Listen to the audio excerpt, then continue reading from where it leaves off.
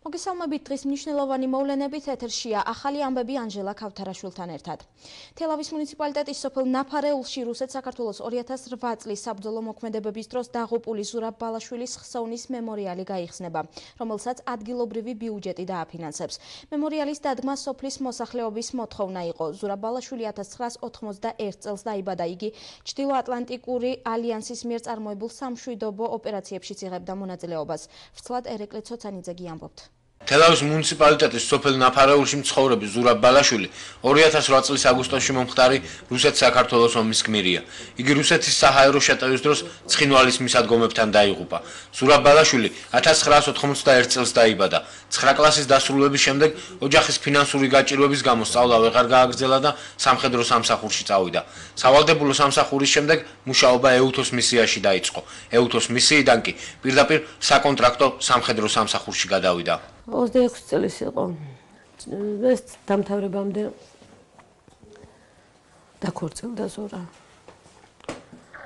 დაქორწილდა რამ წელიწადი არ ჰყავდა მოყვანილი. ბავშვიც 3 თვის ჰყავდა მე-4 თვისში, როდესაც ეს უბედურება დაგვაწყდა თავს. მან ბავშვის არც ვერც ბავშვმა გაიცნო როგორც მამა და ვერც თვითონ შვილისა ვერაფერი, იმიტომ რომ ძალიან იშვიათად მოდიოდა ზურა. იგი მონაწილეობას ნატოს ეგიდით წარმოებულ სამშვიდობო ოპერაციებშიც იღებდა.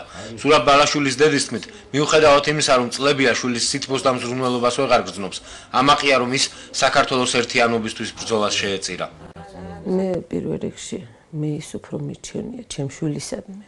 აი უფრო მიამაყება კიდევაც, როდესაც ჩემი შვილის სულს პატევს მიაგებენ და ყოველთვის არ ავიწყდებათ იმათის ესია თუ ისია ჩვენ თავს მაინც გავიტანთ, მაგრამ მიამაყება, როდესაც ჩემი შვილის სახელი და ის ყოველთვის მემორიალი გაიხსნებაო დედამბეს. კი, მაგას და გულს მაინც რაღაც ის მაქვს, ამდენი ხნის მანძილზე ჩემი შვილის მემორიალი გაიხსნება. როგორც ოჯახის წევრები აცხადებენ, ზურაბი ერთკვირიანი შვებულებით სახლში მაშინ იმყოფებოდა, როცა რუსეთ-საქართველოს შორის საომარი მოქმედებები უკვე მომწიფებული იყო. ვინ რა იცოდა, სადაც მიდიოდა, რომ იცოდი ის. ჩაულები რო გავიდა, მაგრამ აბა არც თვითონ იცოდა და არც ჩვენ იცოდით. ამ პირდაპირ ნაწილიდან მოუწია წასვლა, ხო? ხო. ბოლოს იყო ცოტა ხანი, ერთი კვირა იყო თუ რაღაცა. უთხარ კიდეც ეს რა მოხდა მეთქი რამდენი ხნით გამოგეშეს მეთქი ამის მემრეულ ეგრე იქნება. წავიდა. არ როგორც ზურაბის ძმა მიხეილ ბალაშვილი იხსენებს, საბოლოოდ მას ტელეფონზე 2008 წლის 9 აგვისტოს ესაუბრა. ზურაბმა აუხსნა, რომ მდგომარეობა უკიდურესად დაძაბული და არაპროგნოზირებადი იყო. ამის შემდეგ მას ტელეფონზე აღარ უპასუხია. კაცი ესე შუა დღისკენ სადღაც დამიეგეს, რომ ბალაზმა შენახა, რომ მეთქი მე ვარ მეთქი და შენ ძმა დაიღუპაო და ცხინვალში დაიღუპაო და გორის მორგში გადავასვენეთო და მიხედევ რა, ესე იყო. 11-ში არ შემიშვეს, 11-ში რა, ცხინვალში. 12-ში შევედით ცხინვალში, ისიც სასწრაფოთი.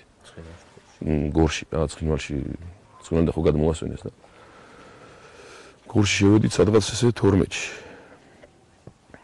მორგში და იგი ყო რა, იყო დასვენებული იქიდან უკვე რა ვიცი, უკვე აღარც არაფერი მახსოვდა, იგრე ვიყავი. არეული.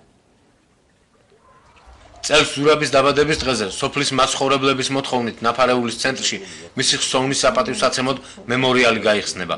ზურაბ ბალაშვილი გარდაცვალების შემდეგ ხელისუფლებამ სამხედრო ჯილდოებით დააჯილდოვა და გმირის სტატუსი მიანიჭა. სოფლიდან წამოვიდა. ისე იყო თუ ესე იყო, ვეუბნებოდი, რომ ერთადერთი იყო ჩემი თხოვნა, რომ ჩემი ძმის მემორიალი გაკეთებულიყო. იმიტომ რომ თელავის რაიონში ერთადერთი ადამიანია დაღუპული და ერთმა აშოროს კიდე სხვა.